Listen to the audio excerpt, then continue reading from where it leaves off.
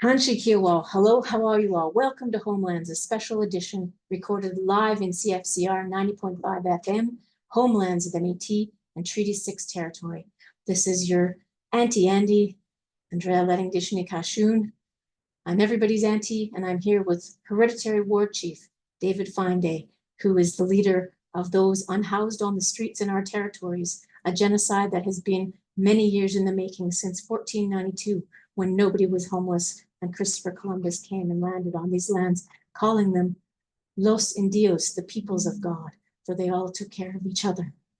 And now we find ourselves, David and I, we went to City Hall on Monday and we asked to speak to Mayor Cynthia Block, who says she also has a heart for the homeless and has made it her #1 priority listed on her website. We met with the mayor's Chief of Staff, Rebecca, on Tuesday at 4 p.m. alongside Dorothea Swift-Wolf, the new matriarch of the city, through the City of Saskatoon initiative to help the murdered and missing absolute epidemic that has been going on for far too long of the Indigenous peoples of this land.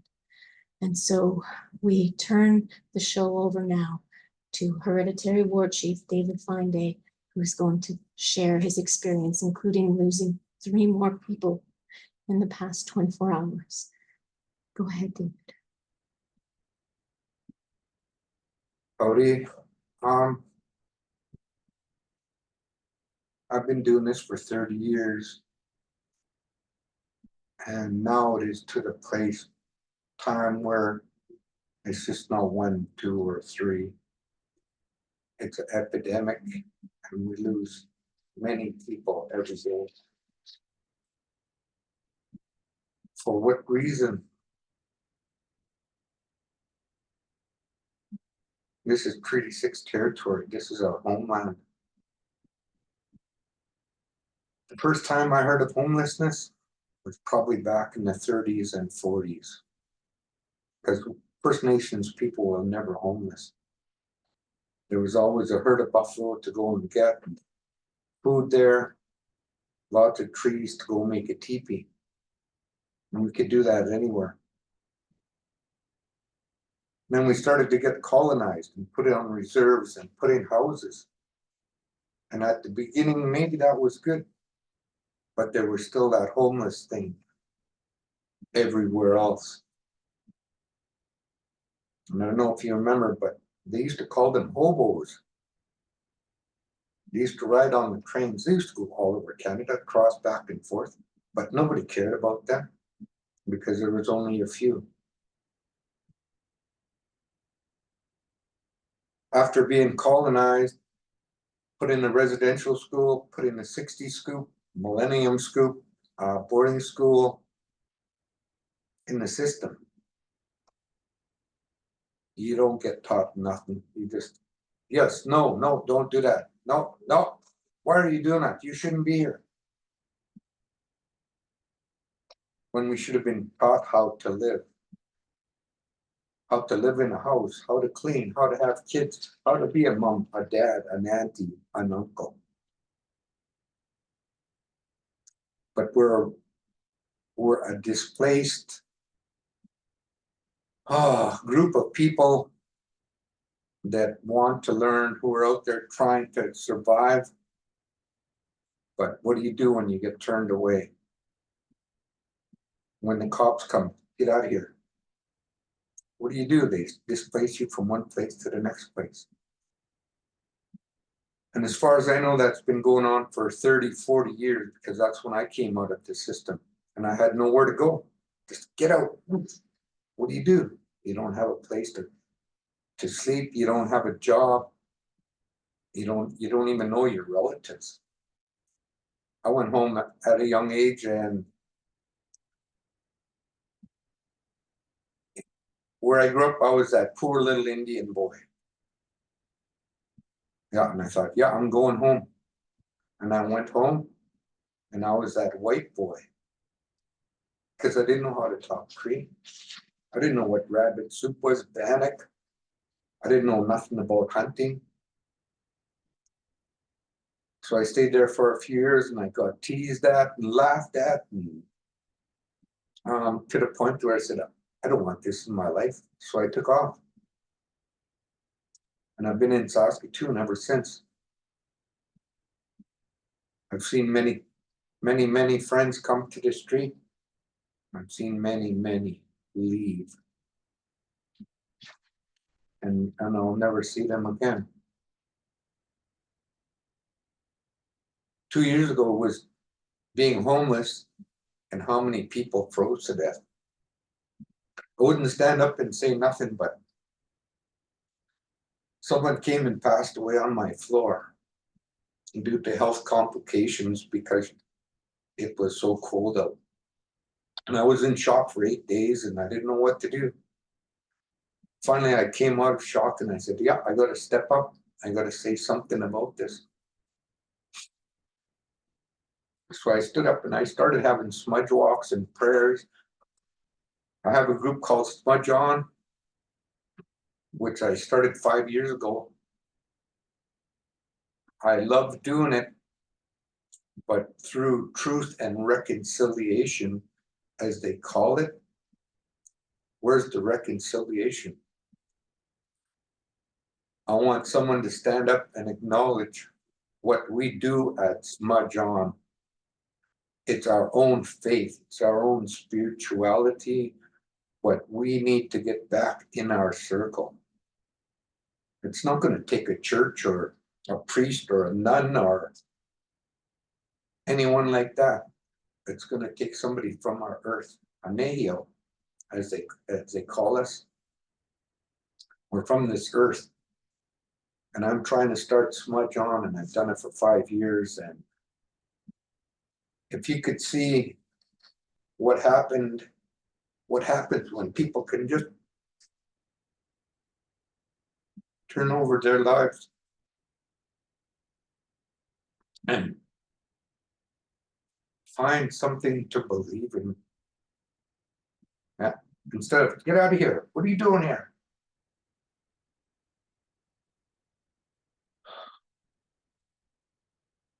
I don't know how you guys would take it if you lost your niece, your nephew, your son, your daughter. What would you do about that? What can you do about it? I've lost so many people out there, it's just overwhelming. At times I have to talk to elders. At times people try and discourage me and say, why are you doing this? Why are you doing that? I don't see any other elders or old people out there trying to come and say, hey, let's sit down and talk. I was told by people out there that you can't smudge and you can't pray for 4 days because you're using, because you're drinking, you're high, whatever. And that made me cry. Because I know when I want to smudge and I want to pray and I want to talk to the Creator and say, okay, let's, Creator, can we smudge and can we pray? Would he say, come back in 4 days? Or would he just sit down with you right there and smudge and pray, just like I do? Mhm. And that's the controversy that these old folks have. It's 2025. It's not the 1800s, 1700s. Times have changed. Lots of people tell me that I'm an elder. I'm 7 years old. I'm going to be 7 years old on my next birthday. And they tell me I'm an elder, and I said, no, I'm not. I'm not an elder. Nobody taught me how to smudge, how to pray, and how to sing songs, and how to do ceremonies and stuff like that. So that's what I'm struggling with right now. People look at me, they look down on me because I grew up on 20th Street. Because I was crazy. I used to do all those crazy things out there. But a few years back, I was told, who are you? So I went looking for myself.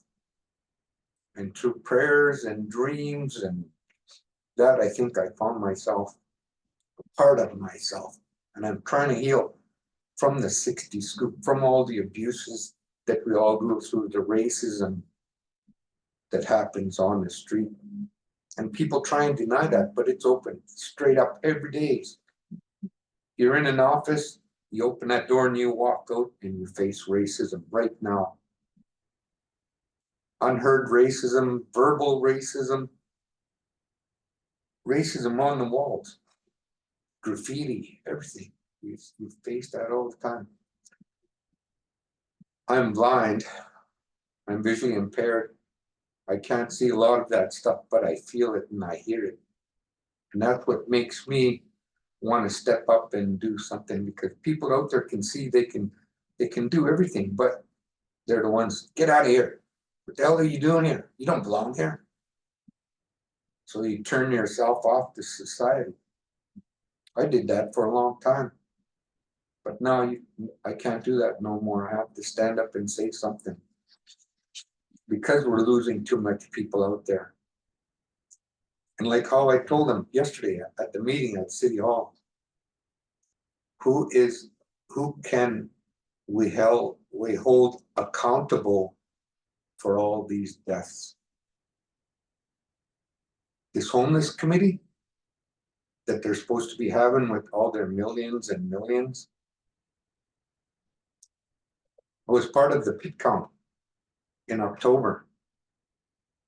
They said there's 1,500 people out there that are homeless. I figured 2,000. Today, I believe there's over 3,000 out there because of the people that get bounced out of the system, out of social services. People that come out of the correctional centers, out of Pine Grove, out of young offenders. There's so many of them, they can't keep track.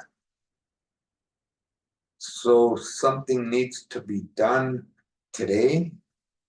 I'm willing to, I went to City Hall and said, let me talk. Let me help you guys. I might be able to help. I still haven't, and that was in November. Yeah, and I was there, and that very day you got an eviction notice. Yep, yes, exactly. So when did things start turning right? One problem, I believe, is the office of the rentals. They will take the side of any landlord anytime. If the landlord says, blah, blah, blah, blah, blah, oh, yeah, okay, we'll give them an eviction notice. We'll give them 60 days. Because I'm doing this homeless stuff, I now have, they're not going to renew my lease as of October 31st. So at that time, if I can't find nothing, I'm going to be homeless too. I'm a senior and I have a disability. They will let people like that be out there, and they'll let that in their conscience, and they don't, or do they even have a conscience? Who's going to step up and help me? They want to put me in a home. I don't think I want to go in a home. There's lots of homes out there, but you get treated like crap. And I don't want that. I'm 70 years old. I had a good life. I want to live a fun life for the rest of my life with my kids and my grandchildren. And I also have 2 great-grandchildren now. And I don't know how many days I have or years, but I want to be with them and I want to have fun. But I do not want to lose no more people from the street, because the city neglects to do stuff. The province neglects to do stuff. Canada neglects to do stuff right across. Saskatoon, Regina, Winnipeg, Calgary, Edmonton, Vancouver, Ottawa, Toronto. I sit on 20th Street at Station 20, and there's trains that go by there every day, 2, 3, 4 trains. The ones going north are empty. You can hear them just rattling. The ones that are going south are full of potash, coal, oil, what other minerals that they're taking out of the ground. And we Gas, sit there uranium. and we sit there and we watch it that, hey, I'd like to put a stop sign there and say, okay, you owe me 10% of what you got on this train. How can we tax them what they're taking off of our territory? No, the treaty were to a plow's depth. Yep, Treaty 6 was to a plow's depth, and the medicine chest clause was for everybody, a medicine for all people in time of need. why can't FSIN or all these big leaders say, hey, okay, let's amend this treaty, let's amend this. You can amend everything, but are they too scared to? To me, it's like they're just in there for their pocket. They see their friends and relatives dying out on the street, but they turn around and they go the other way. I don't know what that is in their heart that makes them do that. Maybe the way they were treated when they were brought up, residential school, 60 scoop, but they have to get over it and go back to your family and help your family. That's the only way. Not to give up on them. I remember doing an article with lawyer Don Worm, and one of the stories he told me was that his grandfather said, act like you got relations. And we are all related. We are all related. We are all related, but I don't see why people can't come down to 20th Street and let's see what we can do.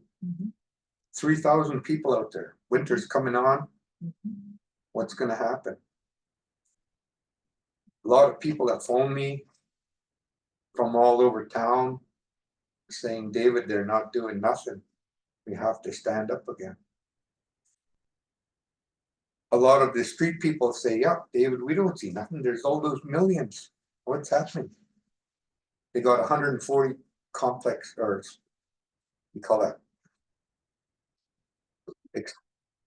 like apartment complexes or low expense, low income houses. low income housing. Yes, that's what gets me.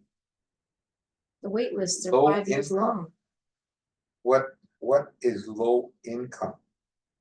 To a person with a job, no matter what income it is, they still can pay for the rent over their head. For somebody that got kicked out of the system, out of jail, and they have nothing, what is low income to them? To me, it's a sleeping bag with a tarp, with a bungee cord, where they can afford to live anywhere they want them. People don't understand that. Low income, low income. When you come from the curb, there's no income on a curb. There's no income on a bench, on a street bench or a park bench. So how can you afford that? When you get kicked out of the system and that's it, you don't know how to get the funding to continue education. They just say, get out. All of a sudden you're out on the street and you get devoured by the street. 75% of the people get devoured out there. Out of that, probably half of them don't come out. They go to the Creator. And that shouldn't be. There should be people, to me, it's all these Christian churches, all these religious organizations. They can sit out there with all their big fancy churches, $3 million, $5 million churches, halls, and they're open for 4 hours a week, where they could open them up. They have kitchens, they have places where they can feed people. There's lots of places for them to sleep on the floor.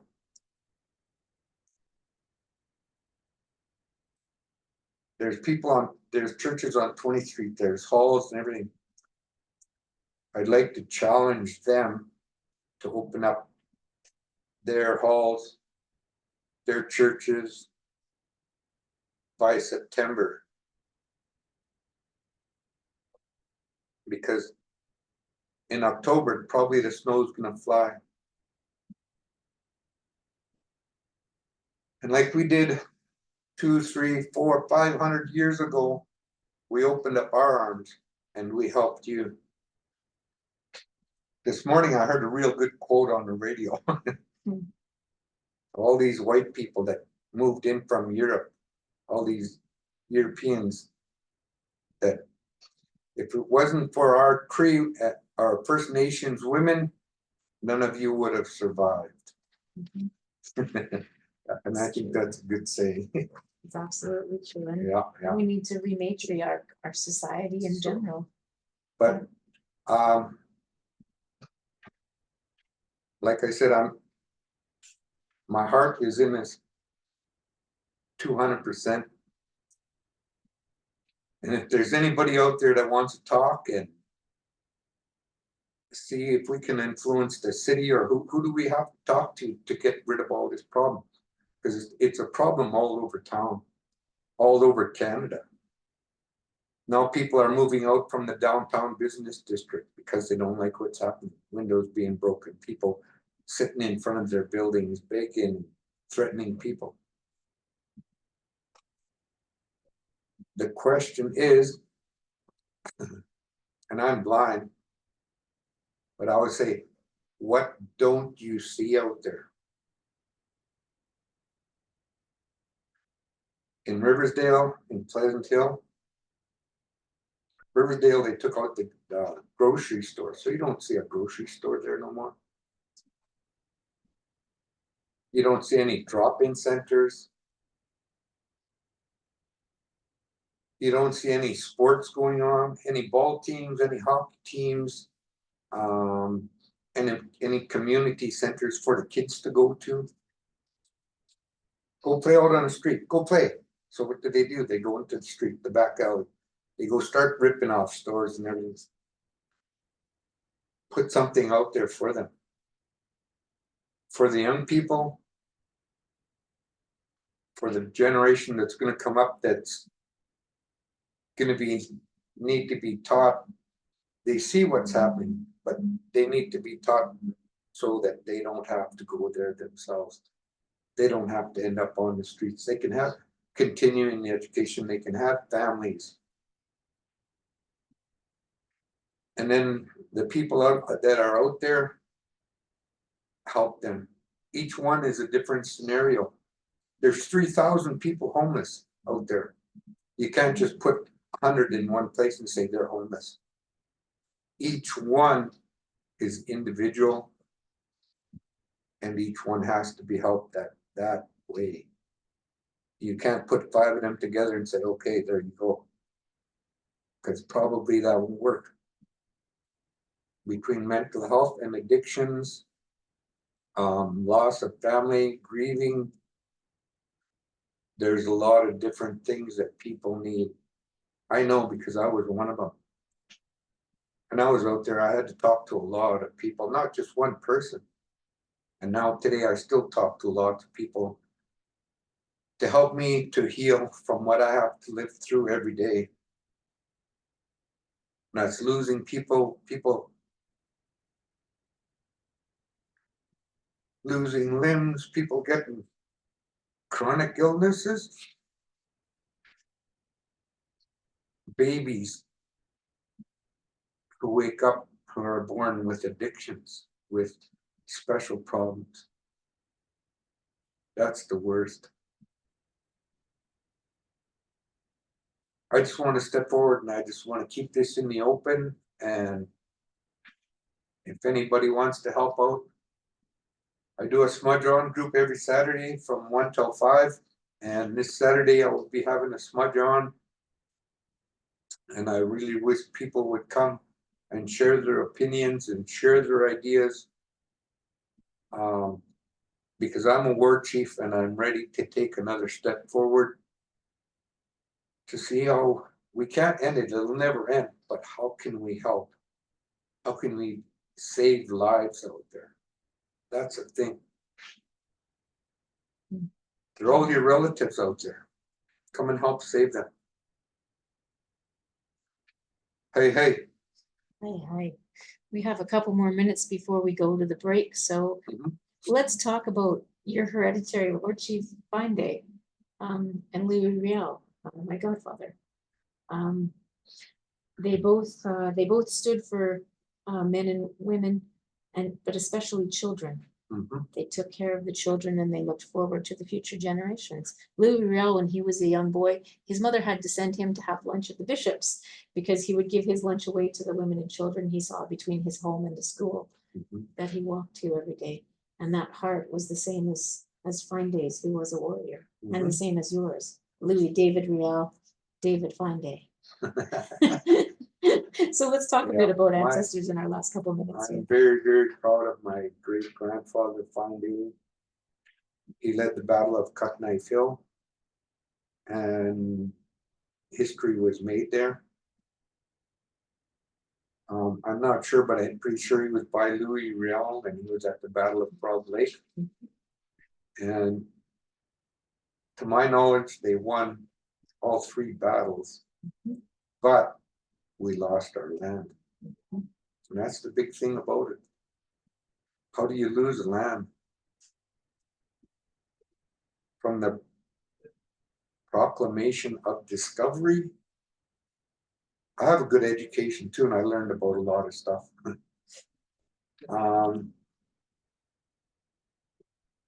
I have a piece of land where we smudge on and everything.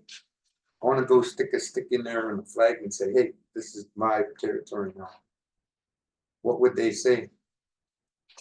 I tried that once already, and they brought the fire department and the police there. Which was very funny, but it was an eye-opener to the public. Things like that need to be brought out in the open so it can be dealt with, not shoved under the rug or under the carpet, whatever they say. I want to bring this to the forefront, and I want it to stay there, and I want them to see. I want to hear or listen what's going to happen to these 3,000 people before September or October. If anybody has any knowledge, I've already told them, go to Dundurn, go get a bunch of those army teepee tents, and then put them up 5 here, 5 there, 5 there, 5 there. Go get a dome like a big top. And there's a parking lot right across the street from Station 20. And that would hold 100 people. What if they opened up that Lucky Horseshoe Bingo? That could hold another 100. The Rock Church right across the street from it. The White Buffalo. City Center Church. Giant Tiger, which is closed and Giant empty. Tiger, yes, that is an awesome facility. And the Bay was the one that began this Corporation of Canada. Yeah. And the Bay has gone bankrupt. There's many facilities out there. We even went last fall, I believe it was, we even went to the east side to check some churches out, and there was no answer. That was it. What do you think about starting an overnight center here? Click. What can you say? Everybody's so mad about it. There's so many homeless people out there, but nobody wants to step up and say, okay, let's do this. There's other people out there with ideas too, that want to help, but you just told, get out of here. No, we don't want, we don't see that in your future. We don't see that in the future. Oh, we don't have no budgeting for it. Yeah. What is a life worth? What is a single life worth? That is always my question. As we come to our commercial break here, we'll talk about visions for the future when we come back. But this has been David FineDay, Hereditary War Chief, and he's talking about the homeless epidemic on the streets, losing 3 more people this week between us, talking with the city about how the treaties are broken, and these are the homelands of the Métis. People need to be taken care of. Shirley Eisbister at Comfy and Chief Mark Arcand are 2 of the people who have been doing some of the work, taking care of absolutely everybody on the streets. There's no discrimination from either organization. But everybody in this community needs to step up because they're on treaty territory and homelands of the Métis. So with that, this is Community Radio 90.5 FM in Saskatoon, cfcr.ca. You can catch our show every second Saturday at 10 a.m. If you email métishomelands@gmail.com, you'll get the very first episode of you on our YouTube channel, which you can subscribe to. And we will be right back after this commercial break.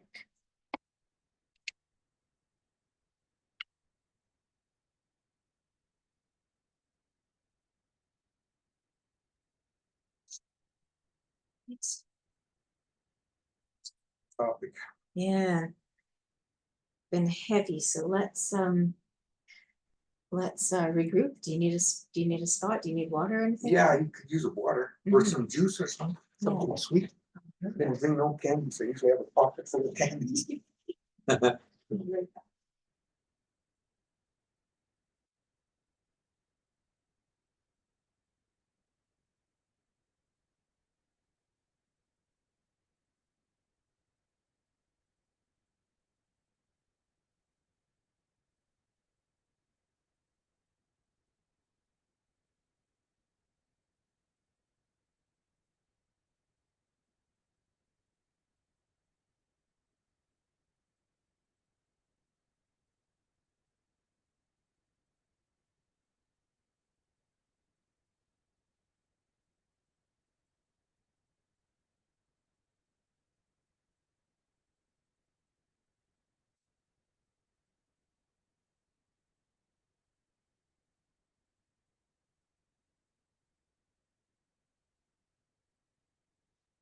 Water, but I'll take you out for lunch after. Oh, yep, yep.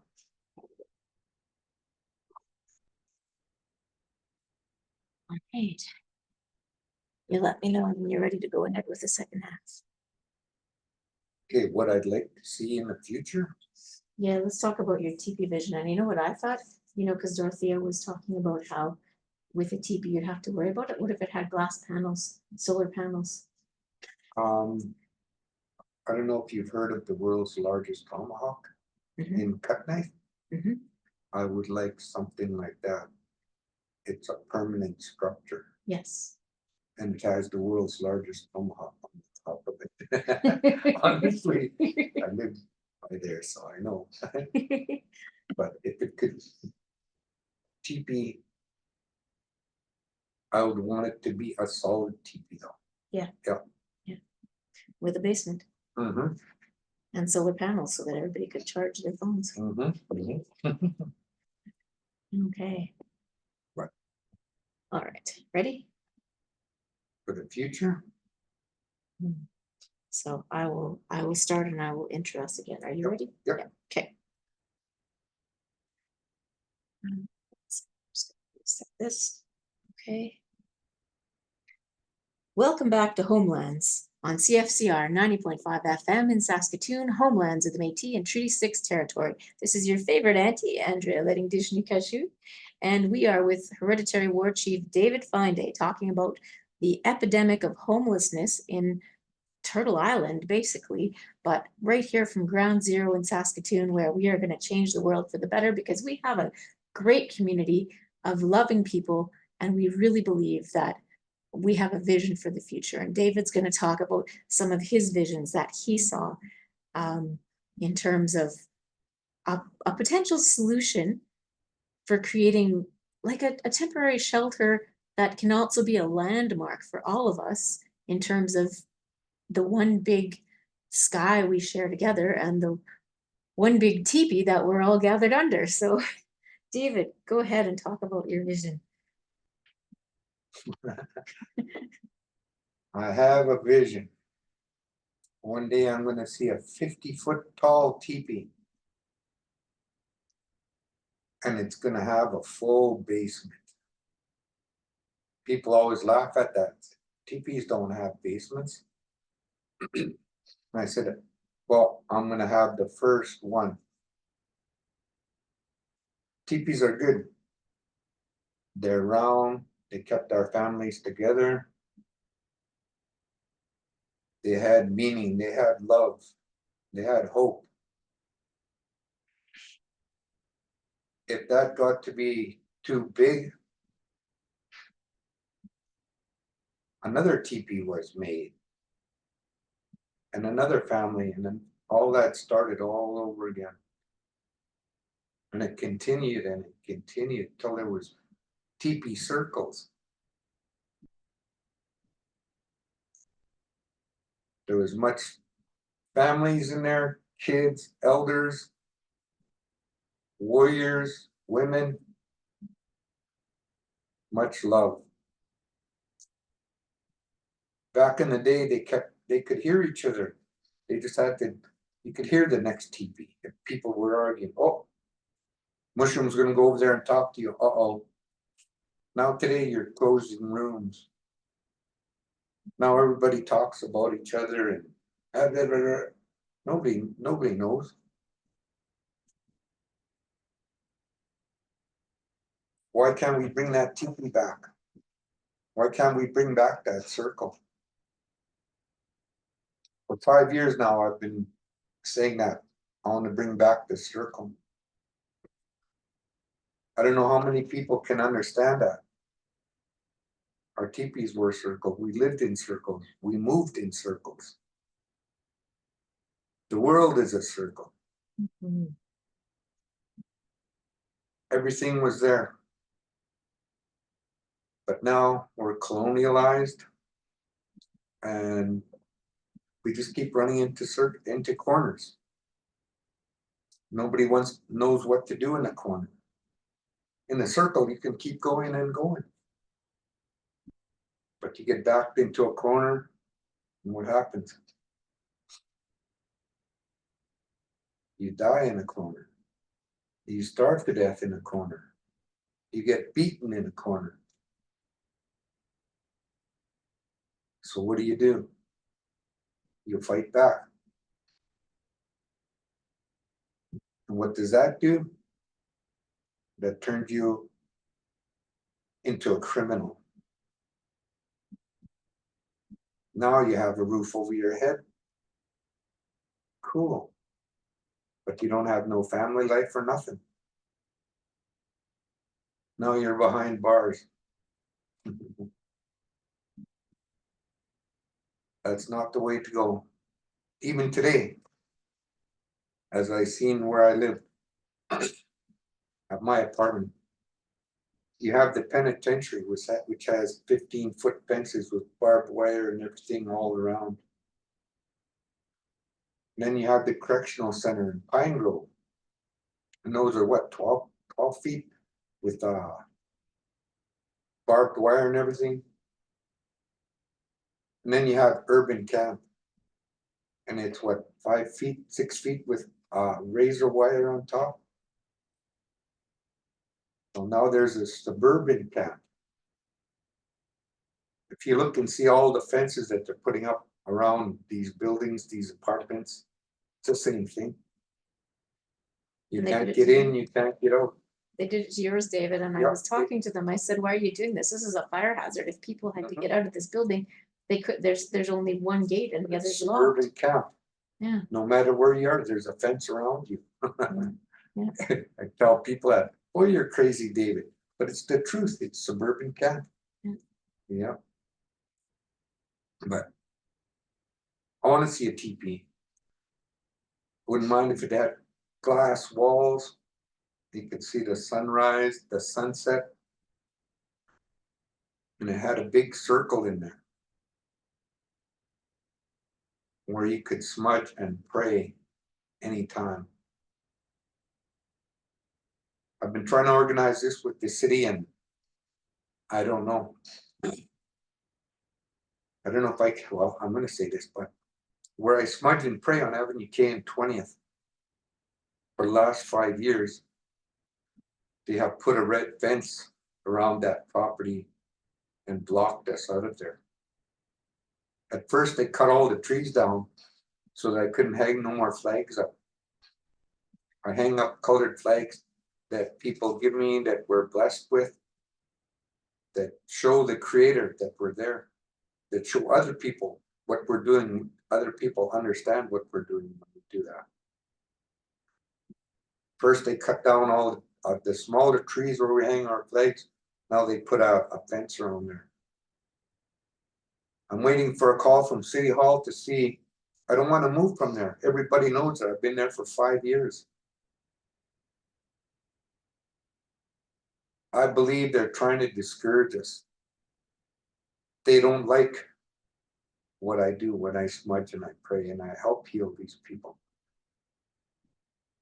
I help them, I advocate for them. I help them to get to where they are. The only thing that I ask back is that they will help somebody else, advocate for somebody else, help them smudge, help them pray. I'm not in it for money. I never will be. I get enough gifts and presents, that's all I need. The Creator has showed me a different way. I'm not a perfect guy. I was taken away from my mom and dad when I was 5 years old too. I have an acquired brain injury where I had a bait and 3 metal clips in my head. And I've had to live with that. All these years, they tell me I have an acquired brain injury, and I know I do. I had to learn how to educate myself all my life instead of, get out of here, dumb, you're retarded. So you have to take a different path if you don't want to hear that. Sure, that hurt. That made me cry. People telling me that. So I walked away and I went and talked to elders, people who could understand me. Yeah, David, do this. David, go do that.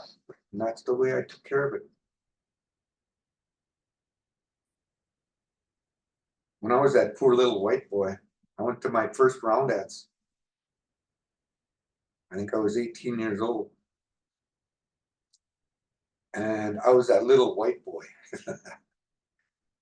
And they had some recording equipment there, tape recorders and mics and I don't know.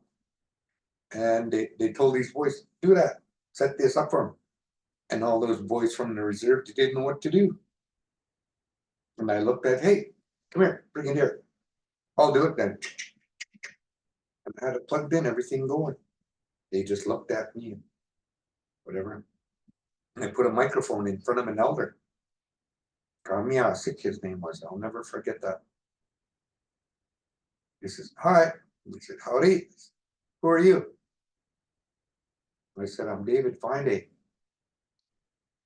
He looked at me and he pointed at my chest, at my heart. And he said, no. Who are you? And at that time, I was a little white boy. I was teased about that, everything. And I didn't know what to do.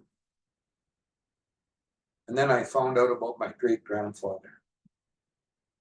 Our name, FineDay. And I started to stand up. And I wanted to know more and more and more and more about my history, where I come from, what makes me the way I am today. The Creator gave me all those powers, and I thank him so much. But I was also told, when I used to get mad, I used to go get into fights and wanna whatever. But I was told, no, you can't do that no more. You're gonna end up in jail.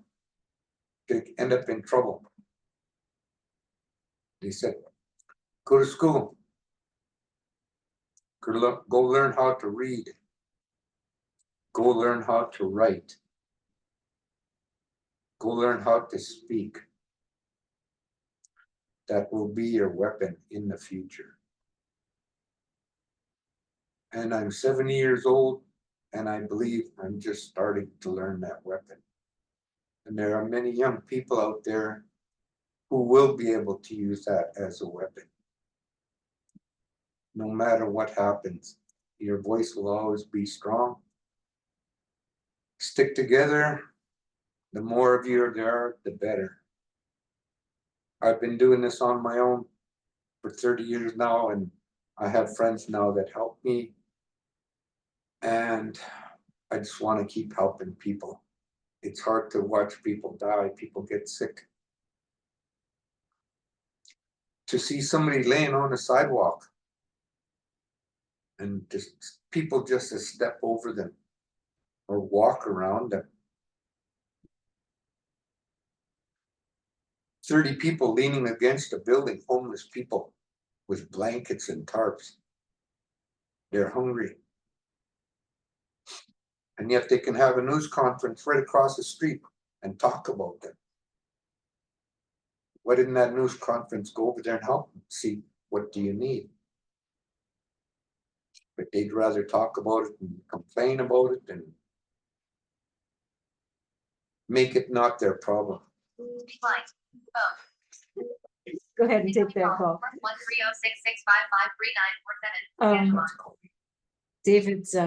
David's phone talks to him. Yeah. So basically in this city, there is a city in Canada that eliminated homelessness, and they did it by talking to homeless people. Imagine that. You know, the people who are unhoused are the resourceful ones that know what they need, and they have the expertise. So David is one such advocate who got off the streets, and he represents those who are unhoused and have the expertise they need. They just need to be listened to. When I go and talk to the homeless, unhoused people on this earth, and I've talked to them on other continents as well, and they're so profoundly touched at being recognized as another human being that often they'll just start crying and will hug, you know, and it's not that hard to reach out to people and ask them what they need, and they're never greedy. They never say, give me your house, which I think they almost should have the right to do at this point. They just say, oh, hey, if you could, you know, buy me this, right? Like a small thing. And if you can't buy it, at least give them a hug, you know, like a hug or a handshake or a, you know, a thank you for the land that you've given me, you know, like it's so wrong of this society to walk on by when they have everything that they took. And so yeah, as the homelands of the Métis and Treaty 6 territory, where everybody was supposed to walk side by side in equality and beauty, we need to find that again. The institutions need to be opened up to the people. You know, like the U of S here in Saskatoon, we're a university town. That was the deal. Saskatoon got the university and Regina got the government. And so there's problems in both cities, and both the government and the university need to step up. And, you know, our city leadership needs to step up. We have a good woman in place. She's a journalist, like myself. She knows that changes need to be made. So in our last, I guess about 10 minutes or so, we have a little bit more than that before we finish our hour here at Homelands. And then I encourage you guys to subscribe to the YouTube channel. You can find it by Googling Homelands and then the name of any guest, including David FineDay, or Norm Fleury is the very first guest who started it in a good way with prayer and smudge, just like David did. So if you just Google Norm Fleury, Homelands, Le Vieux Monde is the title of that episode. But if you go season 1, episode 1, it should be able to find it, even though YouTube likes to hide Homelands because there's an American show called Homeland. So you have to look for us. We're very underground. But if you Google any of our guests, we have many guests, and you can always email métishomelands@gmail.com, and the autoresponder will give you that first episode. From there, you can watch any episode. We have several seasons, wonderful guests like David, talking about Indigenous knowledge in a good way and what needs to happen for our society to be beautiful again. We're all Indigenous to Mother Earth, and that is the vision I have. I had chills when David was talking about them taking his prayer cloth, because an Irish friend of mine who walks the red road came to me and offered me tobacco for a dream she had. And in it, everybody was gathered. It was a huge powwow of all the ancestors. Everybody was there, and they were saying, "She's coming, she's coming." And I won't tell you the end of that dream, but there was a woman in a white dress with all the prayer cloths on her, and she's here. And so yeah, it's time for all of us. We all know that the Mother Earth is going to end if we don't work together to kind of stop what is kind of a male-dominated society, in a negative way. Like, so there's beautiful masculinity which protects, and it loves, and it encourages the kind of masculinity that David has, where he's caring for people, and he's a war chief who wants to protect. And then there's the toxic kind, which harms and perpetrates RAPE culture, just keeping it G-rated. But, on Mother Earth, as well as the women and children, we have that in spades in Saskatchewan. I was just talking with the head of the province, who's going to send me stats over the weekend on how Saskatchewan is the worst in Canada for that, for domestic violence as well as human trafficking. And all of that ties into the people on the streets. When I was a little girl coming up 20th Street, and that's where I was born, at St. Paul's Hospital, I would come to visit my grandfather because we lived a little ways away. And I would come up 20th Street and I would see all those beautiful women on the streets, and I would just cry because I knew why they were there and what was happening to them. Even as a little girl, I just knew in my heart. And that continues to this day. So we need to end that genocide that goes on in terms of the vulnerable. So yeah, David, did you want to talk a little bit more about some of the Yeah, about what could be done today. Mhm.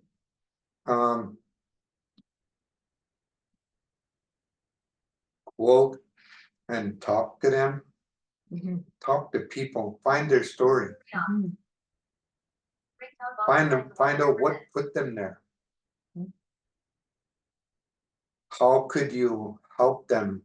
How could you steer them in a good way to help them out of that situation? Don't be scared to talk to them.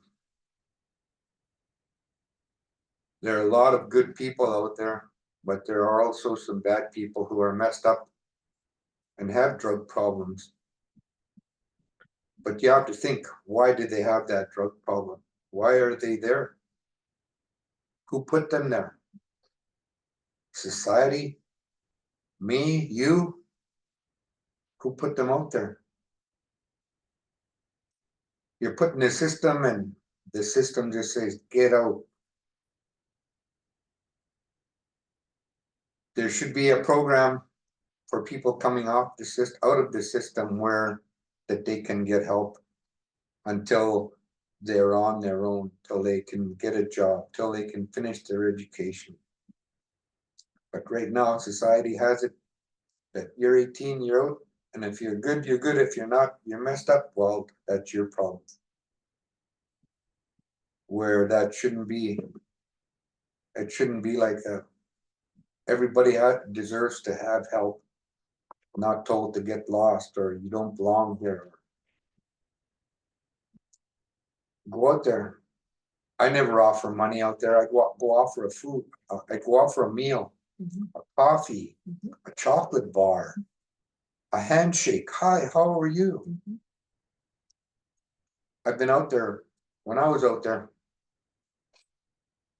it was always negative, negative. All of a sudden you have one person. Oh, hi, how are you? Hey, do you want a coffee? And that changes your whole day. Hey, somebody said hi to me. Hey, somebody bought me a coffee. Hey, and I go tell my friends that. Yeah, makes you happy. And then you're back to scratching again. But That one person can really change your health, change your feelings. And if it's right, maybe there's two people there. Maybe it can change your whole life, just that one little hello. Just that one little acknowledgement. You don't know how that feels to be acknowledged when you're out there. They have all these homeless.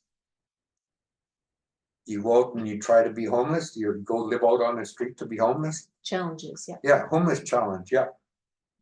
I don't see that as a challenge. I've seen people go out there with backpacks and sleeping bags and pillows and say, whoa, stop right there. Can you leave all that stuff right there in the corner and just walk out with what you got on your back? And they like, what? And I said, yep, that's the homeless challenge. You walk out there with nothing. Yeah, because you can't keep possessions. Yeah, because you can't keep nothing. They're breaking up the camps and throwing Yeah. stuff in the garbage. I know a person who Fire department is breaking up all these camps. Yeah. They don't give you time. Can I take this? Can I take this? No. They hire out some other people to come tear down your camp. So what do? You move to the next block. And then the next block. They displace all these people. They have to have some place to put them. They have to quit displacing them. Like I said, in the end, who gets held responsible for all this displacement? And the deaths, the And wrongful the deaths. deaths. Yeah. And the bodily harm. Yeah. Because it's not just a few people, it's lots of people now, every day. Every day. Like I said, I just lost 3 more friends in 2 days. Now I'm gonna go walk out on the street and they're gonna say, yeah, this person's in the hospital, that person's in the hospital. How long do we wait till there's more?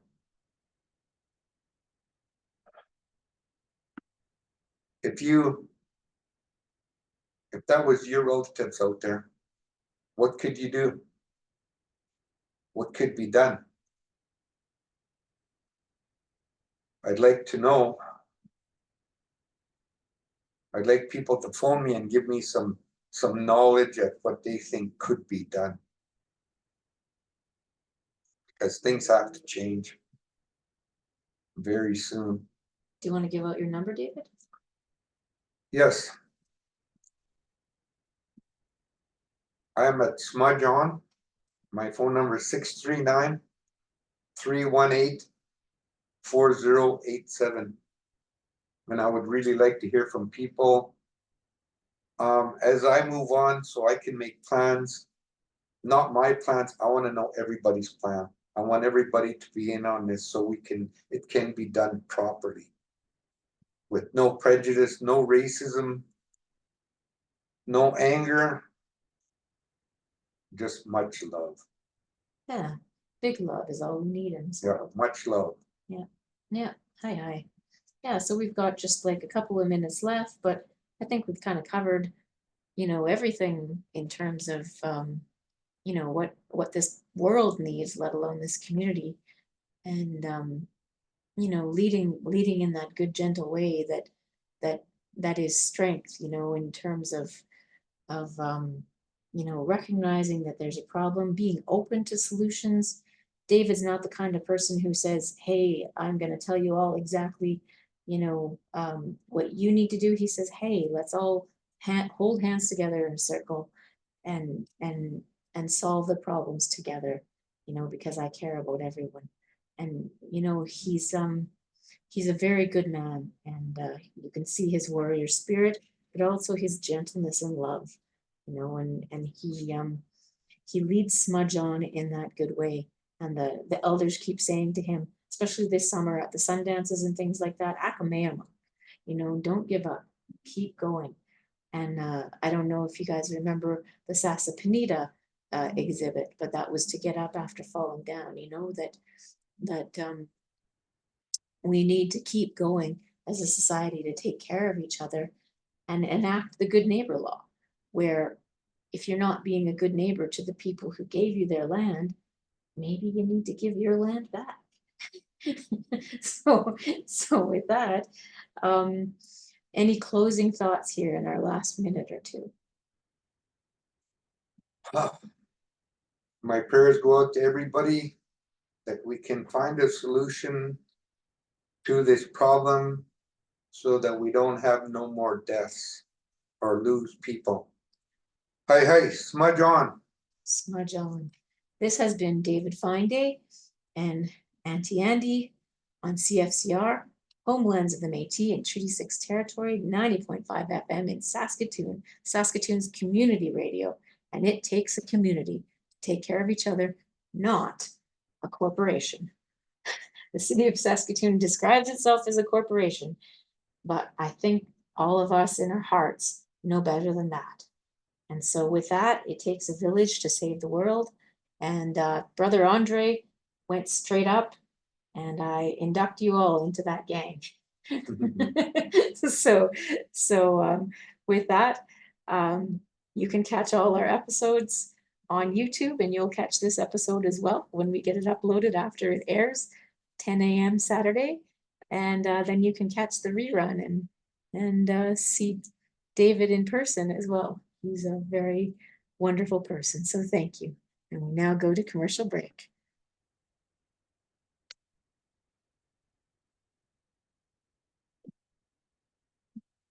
Hey, I need a wash. Oh, yeah.